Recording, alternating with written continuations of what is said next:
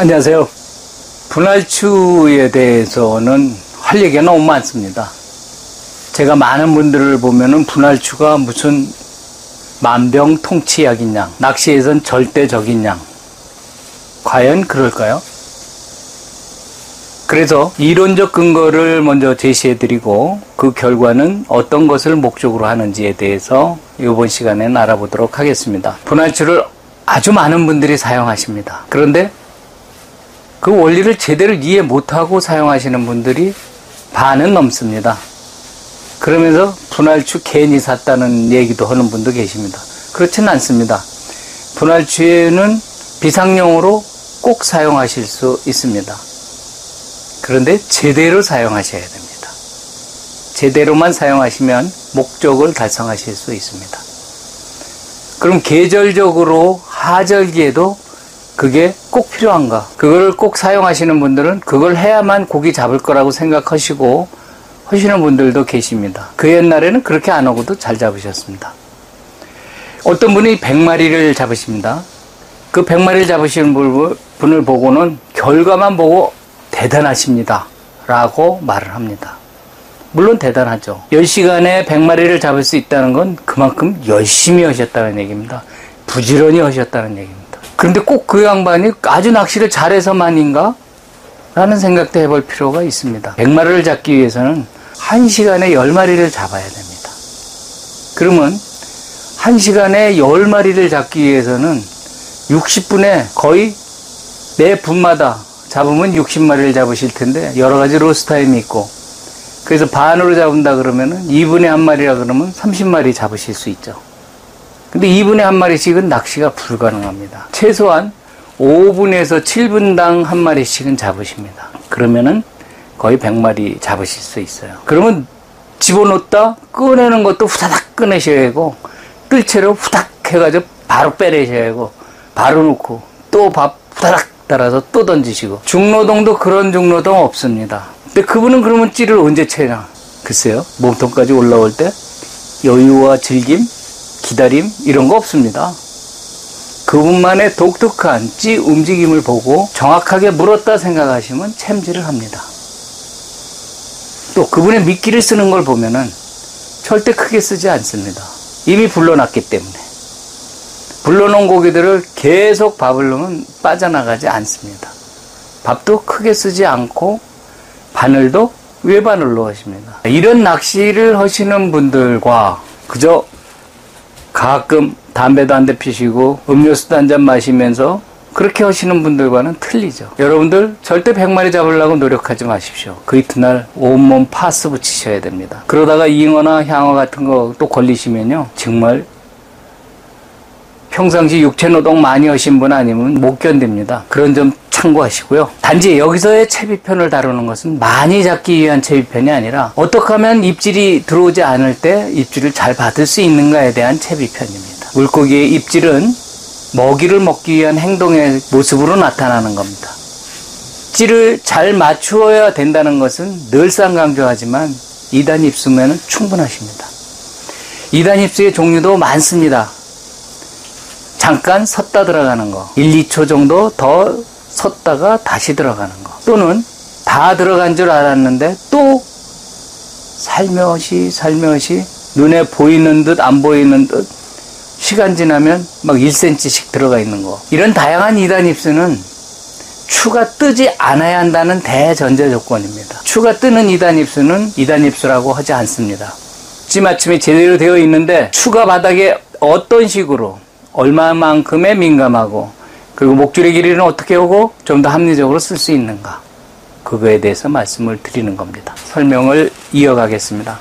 앞의 시간에 우리가 분할채비의 다양성에 대해서 설명을 드렸습니다. 이러한 다양한 채비들이 전천후 채비는 아니다. 이러한 채비들은 채비 나름대로 다 특성이 있습니다. 어떤 측면에서는 이 조개추 채비가 가장 민감할 수 있습니다.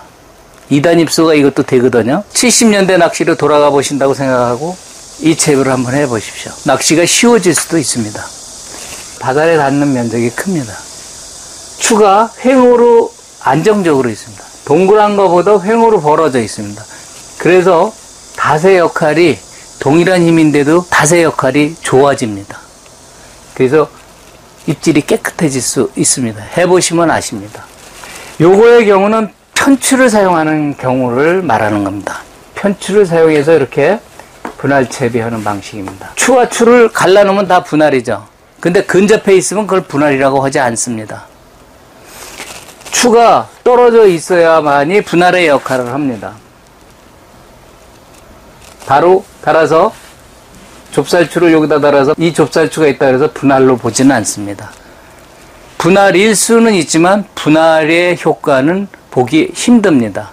그래서 이거는 아닙니다. 반드시 일정 거리가 떨어져 있어야 합니다. 분할은. 그래야지 닷의 역할을 할 수 있습니다. 저는 크게 길게 하라고 권유하지 않습니다.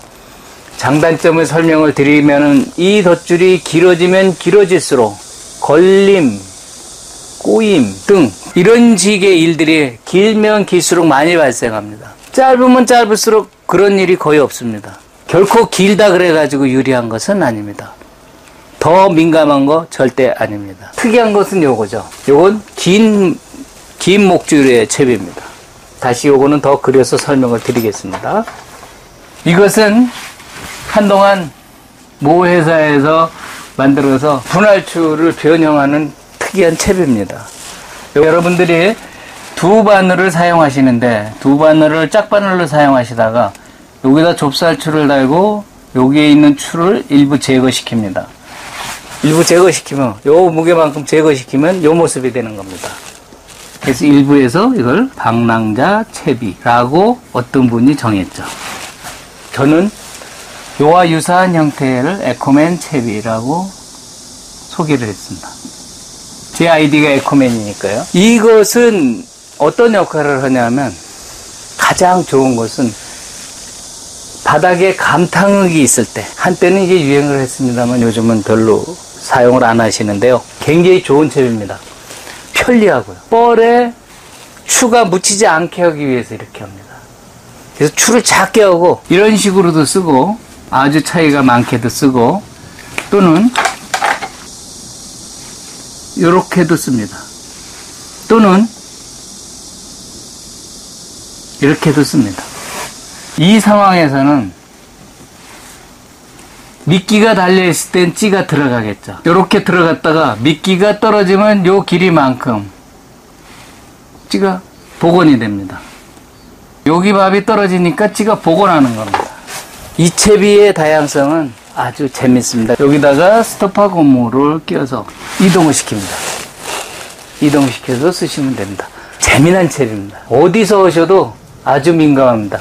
예전에 분할채비 나오기 전에 전 단계의 분할채비라고 하시면 됩니다.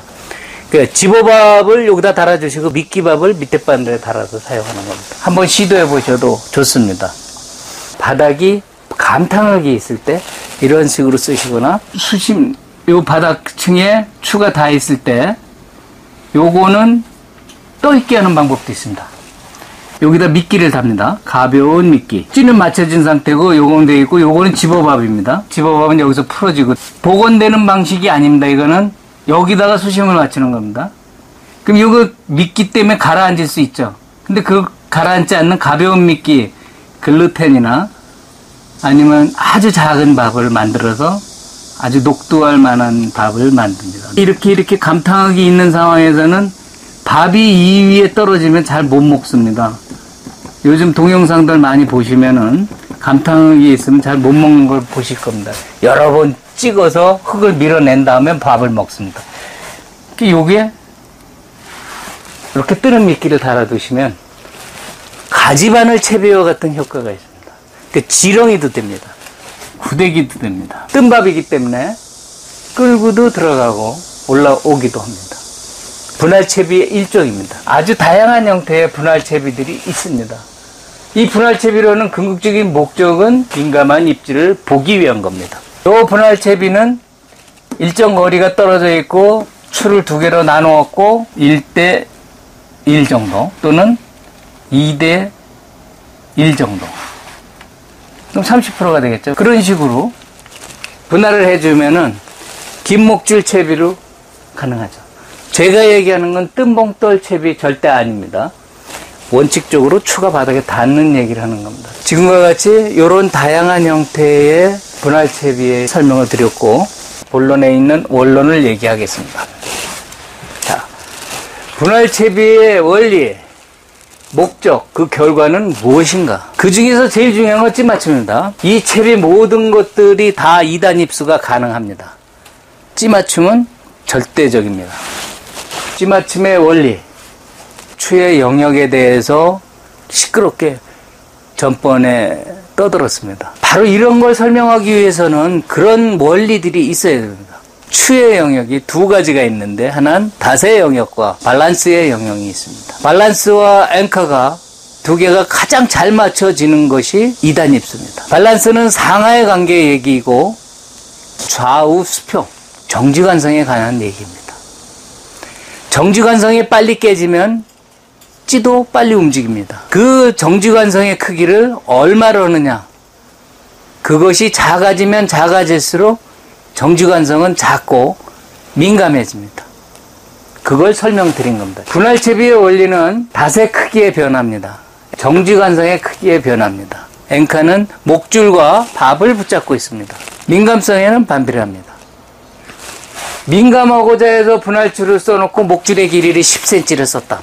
뭐 완충작용하겠다는 목적도 아니고, 솔직히 말씀드려서 네 맛도 내 맛도 아닌 낚시가 됩니다. 분할추에서 목줄의 길이를 짧게 한다는 것은 원칙입니다. 작은 추가 달아야 되고, 당연히 크기의 변화를 주죠. 민감성을 주게 되고 목줄을 짧게 하는 겁니다.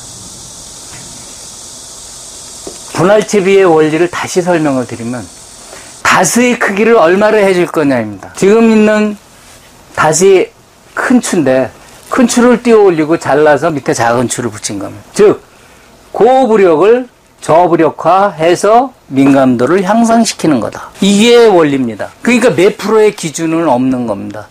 내가 민감하게 써야겠다. 동절기에 0.25가 아니라 0.1g 추도 답니다. 근데 그게 찌 전체에 영향을 줍니다.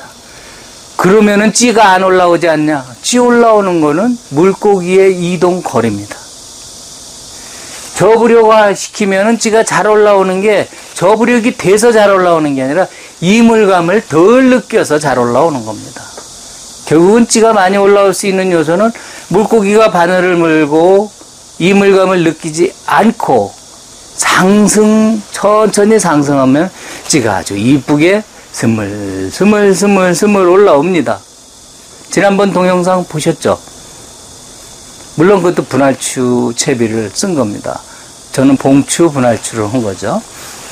그런 원리에 의해서 민감도가 향상이 되는 겁니다. 향상이 되는 만큼 물고기는 이물감을 느끼지 않고, 일단 뜨기 시작하고 운동관성이 시작되면은 찌가 다 해결해 줍니다. 찌는 맞춰졌기 때문에 드는 만큼 찌는 움직여 줍니다. 그래서 찌의 선택이 중요한 겁니다. 그래서 안정성은 떨어지지만 대신 민감성은 향상됩니다. 이해 가시죠? 큰 추를 나누어 닷의 크기를 줄여 민감도를 높인다. 똑같은 말인데 이해하시기 쉽게 하기 위해서 큰 추를 잘라서 밑에다 붙인다. 그런 소리입니다. 다시 말해서 분할채비가 전천후 채비가 아니고 계절에 따라서 물고기의 활성도에 따라서 쓰는 게 훨씬 유리할 수도 있고 때로는 불리할 수도 있습니다. 예를 들어서 분할채비를 해서 2단 입수를 만들었습니다. 근데 유속이 아주 조금 있습니다. 또는 저수지 수온이 상승하는 시기에 대류가 살짝 있습니다. 어떻게 하시겠습니까? 물론 여러 가지 극복하는 방법이 있겠지만은 그 중에서 한 가지의 방법이 분할채비를 중단하는 겁니다. 예추채비로 가는 겁니다. 그래서 일부의 분들은 이 분할의 추를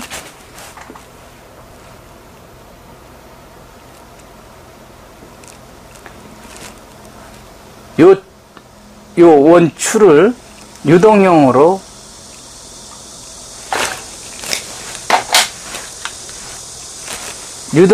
사용을 합니다. 추가 일로 내려오겠죠. 이렇게 하시면은 외추채비와 똑같습니다. 그래서 분할을 유동화시켜서 사용도 하십니다. 단지 이 분할을 유동화하면은 추의 이동이 자꾸 생깁니다. 그것만 잘 커버하시면은 분할을 유동형으로 만들어서 사용하시면 다양하게 쓰실 수 있습니다. 분할추 채비가 만사 형통하는 채비인 걸로 생각하시면서 밤새도록 고생하는 경우도 많습니다. 초보일 때는 분할의 덧줄을 짧게 사용을 하시기 바랍니다. 최근 아주 유행하고 선풍적으로 일어나는 일들이 있는데 다분할 채비입니다. 다분할 채비의 분할은 외추보다 아주 좋은가? 전 동의할 수 없습니다. 단지 동절기에 가서 하신다면 효과적이라고 표현할 수 있겠죠. 지금은 허챔질이 더 많아지기 때문에 힘듭니다. 그 밖에 아주 다양한 분할 채비들이 있습니다. 일반 추도 예외일 경우는 없습니다만 심플한 채비는 낚시를 편안하게 합니다. 여러분이 해보시고 편한 걸 사용하시면 됩니다. 분할추 채비는 분할을 해줌으로써 앵카의 역할을 하는 닷이 무게를 줄여서 정지관성을 쉽게 깨지게 해서 물고기가 밥을 먹을 때 그 솔직한 힘이 찌까지 잘 전달될 수 있도록 하는 것입니다. 그 목적이 뚜렷한데 불필요한 여러 가지 잡다한 것들을 설치하고 달아서 불편하게 할 이유가 없습니다. 분할 채비는 진짜 좋은 채비입니다. 그런데 제대로 사용하셔야만 편안해질 수 있습니다. 왜 원봉돌이 좋아라는 말이 나올까요? 모든 채비를 다 써도 막판에는 원봉돌이 최고야. 왜일까요? 그래서 낚시를 오래 한 많은 분들 중에 일부의 분들은 외추채비로 찌맞춤만 잘하고 미끼 운용을 잘해서 낚시를 하십니다. 채비가 물고기를 잡아주는 것이 아니고 물고기는 밥을 먹고 채비는 연결 체계를 이뤄서 좀 더 솔직하게 추를 통해서 찌로 힘이 전달되는 것입니다. 얼마나 부드럽게 전달이 되느냐에 따라서 찌 오름도 아주 부드러워지고 아주 많이 올라오고 만세점을 찍으면서 동동동동 하는 낚시를 하실 수 있습니다. 우리가 바라는 바이죠. 기대하는 바입니다. 특히 야간 낚시에 찌오름의 맛이라는 것은 어떤 분은 이렇게 얘기하십니다. 10년 먹은 체중 다 뚫려서 이래서 낚시를 합니다. 여러분, 분할추 채비 제대로 잘 사용하시면 약이고 그렇지 않으면 밤새도록 고생하십니다.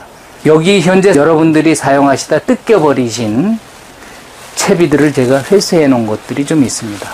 실물을 보여드리면서 여러 가지 잘못된 점, 편리한 점을 설명드려 보도록 하겠습니다. 여기 이제 일반적으로 사용하는 채비입니다. 이 채비들은 조금 수정을 해줬으면 합니다. 자, 위에도 링을 달았죠?